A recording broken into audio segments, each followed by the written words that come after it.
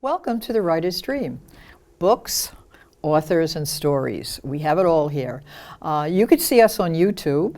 If you search my name, Linda Maria Frank, click on my picture and you'll get about 150 different interviews. So if you want to know anything about local authors, books, reading, writing, that's the place to go. It's one of the places to go anyway. We're also on Facebook. The name of the page is The Writer's Dream. If you have a message for me, or you want to be on the show, please message me through that Facebook page. We are also on Cablevision, Channel 20, Thursday afternoons, all over Long Island at 3 p.m. Also here at LTVEH, just go on the website, ltveh.org, and look for video on demand. So we're all over the place, and we're here to promote books and authors. Today we have a special guest. We have Stephanie Larkin, and Stephanie Larkin is my competition.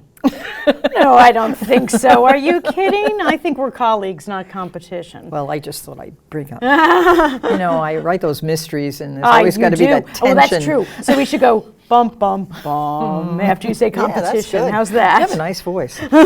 Okay, so Stephanie does a TV show. She actually does two, right? I do two. Between the Covers. Between the Covers is a streaming show. You know, nowadays TV is morphing. What is that? Streaming means that it's going out over Facebook, YouTube, Roku channels. It's not a like a cable show. I also have a cable show called The Author Corner, but nowadays people watch television or consume media in such different ways. Yes. So I'm a little bit in both camps, shall we say. So that's really another different way that you can get information about authors. Yes, absolutely. And I don't think we're competition because we both have the same goal, which is getting these books out there and promoting reading and writing. I was just kidding. I know you were. I know you were. But we're both on the same team. We want reading and writing out there. Yes. And you were on my show last week, so hey, we just keep swapping I was. And I was next to the lady in the red dress, and all you could see was because her we're head. on a red couch. I know. I have to. I'm all about the red. And it was perfect because her red dress was exactly the same shade of red as the couch. Thank goodness. Could you imagine if it was a little off? No. I like the fact that you could just see her head and her hands. No, that's unkind. That way she was your show stunningly is gorgeous. Really fun to do. Oh, I'm glad you had fun. It's really fun. Yeah, well, that's because we serve wine and we. After a while, everything's fun. Everything's fun. Sure, I agree. You have a live audience. There's clapping, and then and it goes so fast. Like amazing. This, yeah, the hour. I know. This one does too, believe it or not. Absolutely. Well, you and I hanging out will always go fast. So, and you're also, not only do you do this TV show and you introduce other authors to the world of literature, but you have written books. Here's one of them. Right. Write that book. Tell us a little bit about your books. Sure. Well, I actually write books in order to help people write books. It's kind of a round robin. One day I want to be you and write fiction. That's my goal in life. But I own a small press publishing company, so I work with authors to get their book from start to print. And in some of those cases, I'm working with people, coaching them along, going from mapping out the ideas and working our way all the way until that moment that they're holding the book in their hand. So this book actually came out, and this is the second edition of it, from all of the worksheets that I send to my own author clients. I had so many. This week we're going to work on this subject or that subject. So I wrote the book so that when I go to that first meeting with an author, I can say, here's your homework. And it has brought me other authors because they say 90% of the population wants to write a book.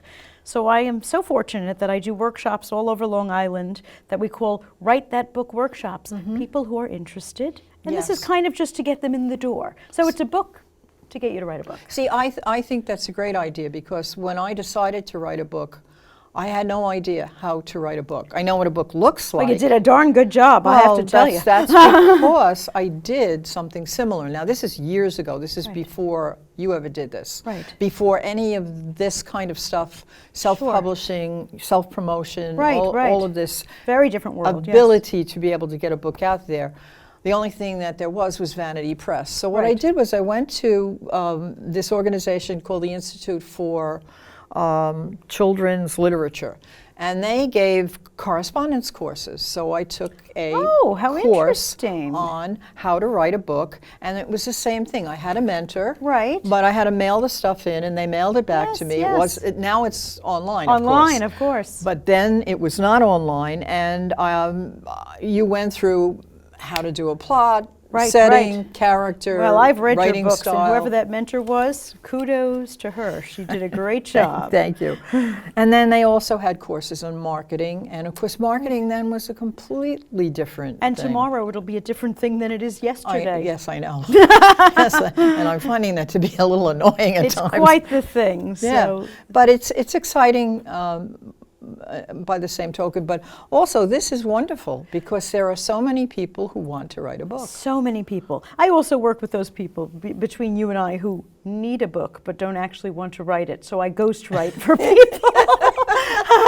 But I can't put those books up on the stand. Sometimes that's me.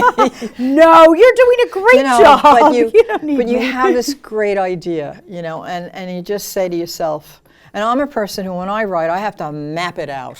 I'm a mapper too. I can't just, some people say, oh, it just flows. I'm a have mapper. Outlines. I have Post-it notes. Me too. I have the 2x3 Post-it absolutely flow charts. That's me. That's me to a T. Yeah. And not everybody is like that, but what I think of myself, if I could say so, is I make people's dreams come true because people have the dream to write a book. And I mean, it's a lot of work. I'm certainly not going to say that there's no work involved, but like anything, if you know what the steps are, it's just a process. Yes. You could walk from here to Texas if you just took one step at a time. And the same with the book. We start with the big mapping out and the Post-its and the whiteboards. And next thing you know, I'm popping the champagne and the book order came. Exactly, and that's really a reflection of your personality because you are so positive. And for a person who's writing a book, I mean, we're a little jokey here, but that is so important because there are points in writing a book where you say, why am I doing this? Absolutely. And so many times you'll look at a book and you'll say, even books by bestseller authors, and I'll say, I could have written this a little differently, and maybe it might have been a little better. And endings, don't you find that when endings? Oh, sometimes you are so disappointed. Yeah, well, I get to, what I think is they're on deadline. They are. They just have to finish it. Well, that rapid release model is huge in fiction right now, that they are releasing every 3 months. And it's a lot of pressure. So yes, you are going to get a lot of books from top authors that they are very similar in structure. They're a little coloring book. Formulaic. Yes, fill in the blanks. I understand that that's the model that works in the marketing world right now. I get it. It's not for everyone. Even authors that I've adored over the years. Once you've read 5 of the books, you pretty much can see what's coming. Let's take my heroine, Nancy Drew. Yes. How much more formulaic do you want to get? Absolutely. But I had all 50 volumes growing up. Yeah, exactly. And I love them, every one of them. And the There's same thing security goes for everything. in it. Television, movies. I mean, if you boil it down, there's only 7 plots. That everything is one of these 7 plots. Everything is formulaic.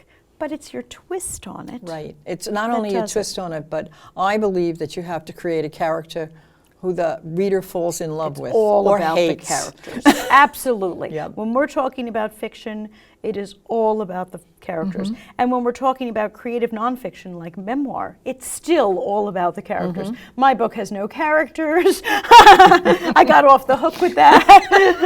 But you're absolutely right. What'd you do about setting? It's set in my at the office. desk with a computer. I do actually have a whole chapter about setting because for writers, setting the stage for where you're going to write, it could really make the difference Oh, it between whether you does. keep going. There are those people who need the quiet and maybe a little bubbling water machine, and other people want to sit in Starbucks with the noise. They get adrenaline off that, you know. So sometimes you like different settings. If you're on the deadline, the Starbucks thing might work for you better than the quiet, serene beach. What do you like? Well, if I had my druthers, I would be outdoors all the time, although it's terrible on a computer screen, isn't it? Yeah, I love to be outdoors, so that would be my favorite place to be. But to be honest, I do most of my writing at my desk where I have multiple screens so that I can research and cut and paste, and I have my synonym page open all the time, so I'm more productive.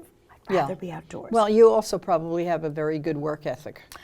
And I also have a lot of plants on my windowsill trying to There bring you the go. outside in. There you and go. a fish tank, because I am trying to bring the outdoors in because I'm an outdoors girl. But I can't I've done do most it. of my writing on planes, trains, and buses. I hear that from people, airplanes. You know why? Because I am, especially on a plane. Well, yours are all about planes.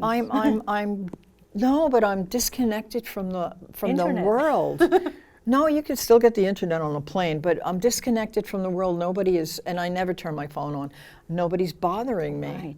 Right, And the movement, something about the movement enables Linda, me to I don't write. know. I've had some seatmates on airplanes that ruined the whole trip. I thought I was going to work.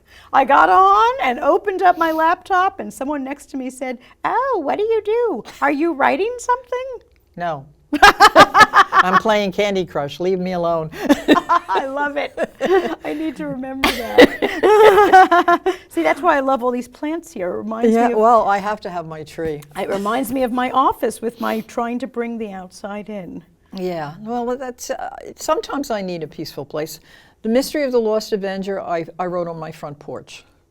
So, front porches. and actually, I did the research. We should do this show on a front porch too. Yeah. We could do it in the kitchen, actually. Oh, really? Next time you come, we'll do it in the Oh, kitchen. a kitchen. Yeah. We'll turn it into a cooking show. We could. We could do that. So, but besides all of this, all your writing and your TV show, and which also brings you into marketing, Right. which is the most horrible part of all of this. I hate to say it. And I shouldn't say that because here we are marketing. Well, we are, but you know, one of the things that I always try to impress upon future writers and writers is that there is a huge difference between writing a book and selling a book. Oh, yeah. And to be honest, many people that I work with to write the book, selling the book was not the point. That's definitely not the point in many people's persona. They're writing the book for personal reasons, for personal expression, sometimes to get ahead in business because a book will get them credibility. There's a million reasons to write a book. And one of the things that makes me crazy is the book is finished, the author is so proud, we're drinking the champagne, they're on like having a TV. baby. It's fabulous. I love book launch parties. It's like my favorite thing. And they're all excited. And then about a month later, the author calls me up and says, "So, how are my sales doing?" And it breaks my heart because that's not why we're doing this. And to think that now, all of a sudden, your self-esteem is tied in with a number. Yes. It kills me. Now, on the flip side, there are many authors who are writing in order to sell the book. And to be honest, my advice to them, I do a lot of work with authors on marketing books, is you should be thinking about marketing that book before you've written one word. Because if that's your goal, and that's okay. Yes, it is. But if your goal is to sell books, well, the first thing you should do is find out what kind of books people want to read. And you should be writing to market. Now, I know that is a distasteful thing for many authors but there to are so hear. many markets that you There can are so write many for. markets. So that doesn't mean that you're selling your soul. No. It means that you're making sure that there is an audience that wants your type of book. And then you're doing everything you can to make the book appeal to them. The cover, the title. If I'm looking for a sweet romance, it should have soft tones, it should have a certain type of a title. If it looks Even like... certain colors. Absolutely. If it looks like a thriller, I don't want it. that's not where you should be unique. It should look like the genre. So all of those thoughts for marketing the book should have come before you even decided on the plot. Or you're over here and you wrote the book for purely personal or professional reasons, which is wonderful. I love that. But then please don't be upset because we went about it backwards. I always use the analogy of it's like playing golf. I play golf because I enjoy spending time with my husband. I love being outdoors, riding around in a little cart eating snacks. I love those little carts. It's great. I don't play golf. I'm terrible. I am abysmal at golf, but I love riding around in a little cart. And then, we hop out, we hit the ball, we get back, we sip iced tea. It's all good. Now, at the end of those 18 holes, I am not expecting someone to hand me a trophy. Right. My expectation is completely different. But somehow with books, all these people who are writing for unbelievably valid reasons, suddenly when they realize, oh, did it sell? Oh. That is entirely true. And one of the pieces of advice that I often give is you really have to understand and know why you were writing the book. You have Absolutely. If it's a bestseller, fine. But if it's just personal, Right. and, personal satisfaction, And that's fine too. huge. Yes, Oh my absolutely. gosh. But you're right, because I belong to a number of writers' organizations, and they wrote these books, and they're all really good books, and all they talk about is how many books they sold. That's all they and talk it's depressing. And they're not because proud of themselves. How unbelievable Yeah. to write a book, to see your name on the cover. I had to get over that. Impressed. I had to get over that because I got into that numbers thing, and then I just say, no, Linda, you're going to places where kids are actually buying the books, seeing the books, you're talking about them, you do a lecture series, you do this TV show.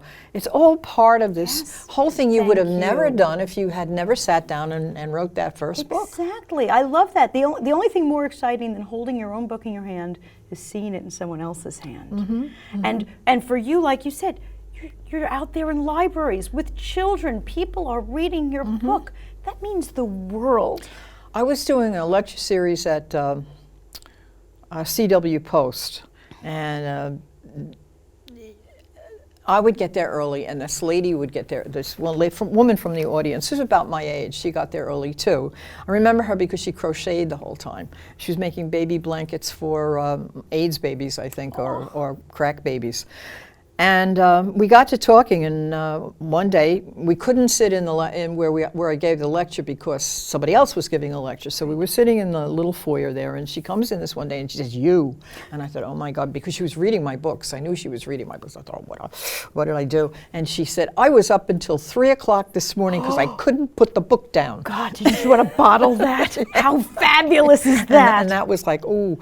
That's better than book sales any And day. these are books I wrote for kids. So, and this is an adult. So I just love little that. things like that, that's what you have to really focus on. That's the world. Yeah. That's absolutely the world. And I'm so glad that you remind people of that, because I hate for someone who has worked so hard and given birth, as you said, to a book, and then to have their whole self-esteem shattered by a number on a screen.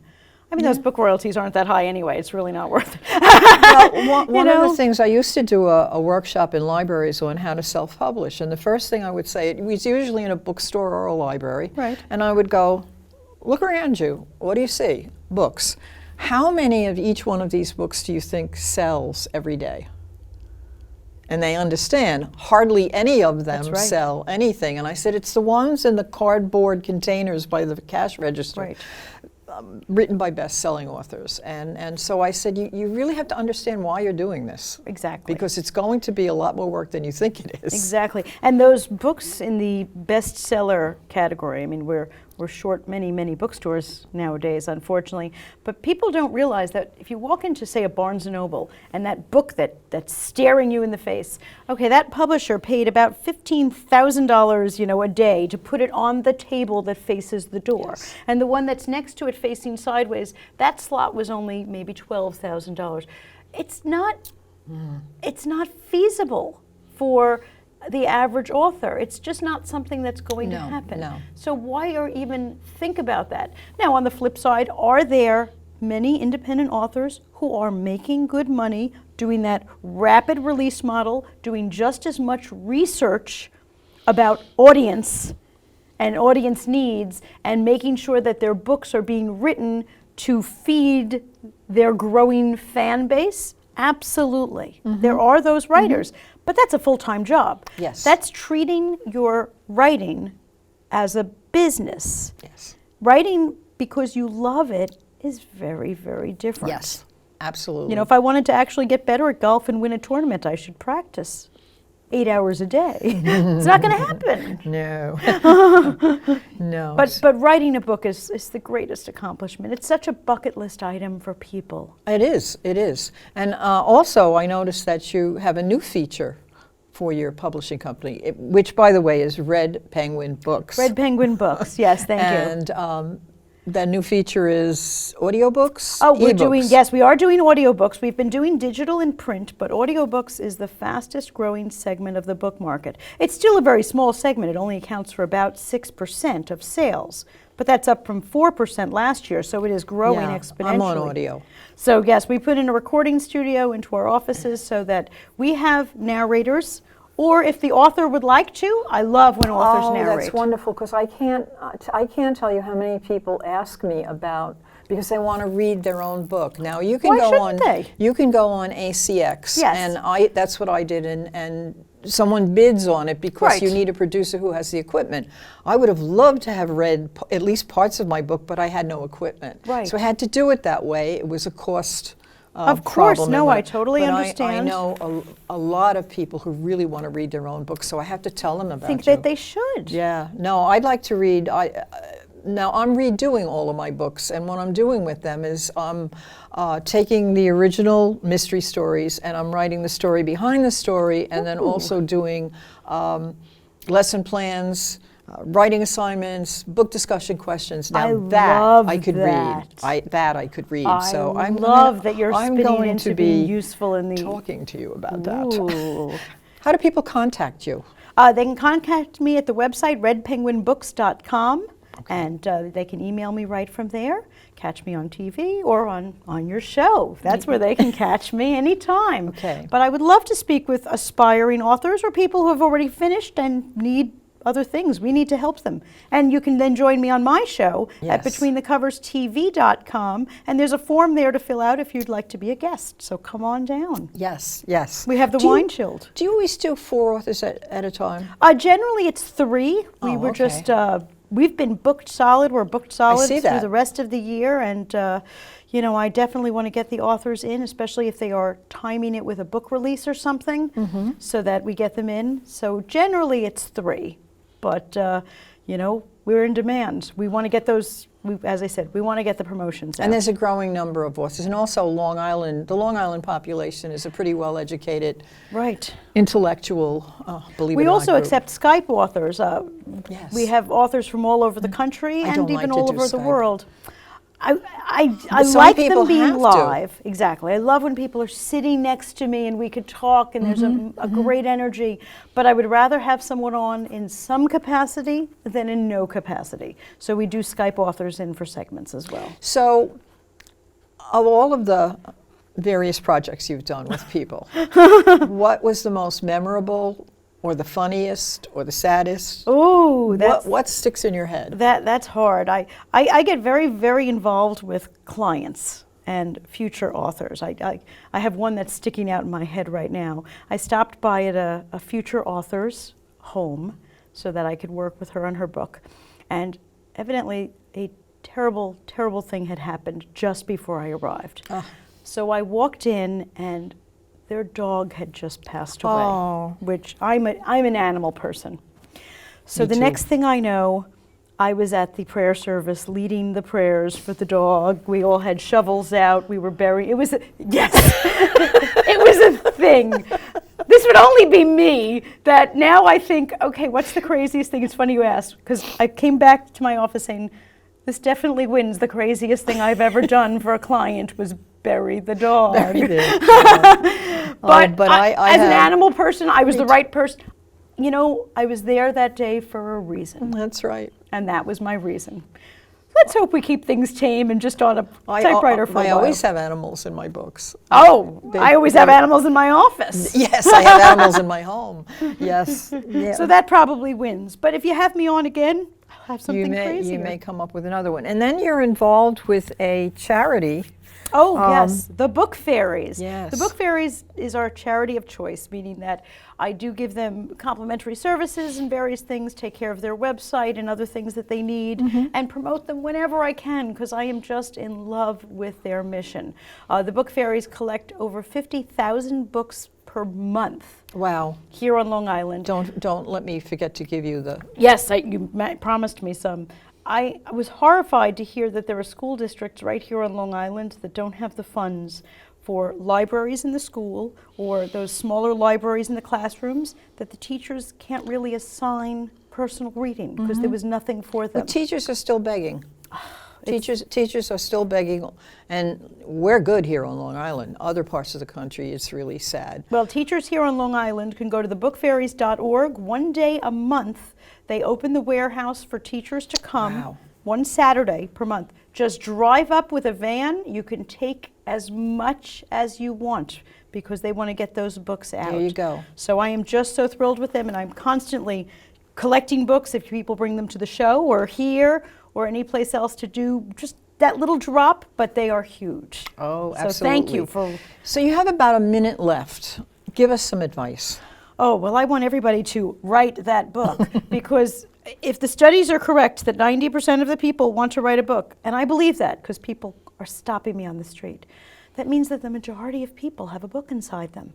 And I think they should get it out. Write the book. Whether you start just with a notebook and a pen, or nowadays we can talk. A lot of people talk, dictate. Well, there's the Dragon. You can talk right into your computer. Talk and it texts, but get started today. Don't Yeah, wait. I And agree. get started. Even if it's just your family story. Oh, that's the biggest gift you can give to your family is your story. But start writing. That's all I want. Stephanie, it was a real pleasure. Thank you for having me. You're a fun person. Oh, please. I'm come on anytime. You know that. Anytime you want to Thanks, come on the show, Linda. you are welcome. And you'll be back on mine too. We'll just be I hope so, We'll be yeah. TV friends. I love it. Yeah. Thanks yes. for having me.